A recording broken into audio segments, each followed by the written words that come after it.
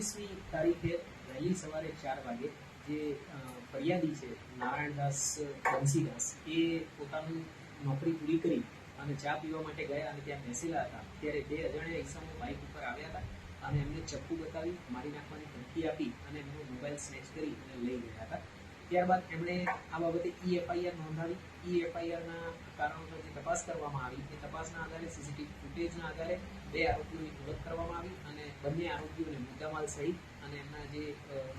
ગુના કામે બાઇકનો ઉપયોગ કર્યો હતો તે બાઇક અને હથિયાર સાથે અટક કરવામાં આવ્યા છે પહેલી તારીખે. તો આ બાબતે હજી આગળ તપાસ અમારી ચાલે કે આ લોકો રેગ્યુલર સ્નેચિંગ કરતા હશે એવું માનવાને કારણે છે અને એના કારણે થઈ અને આ આદતને ભાગરૂપે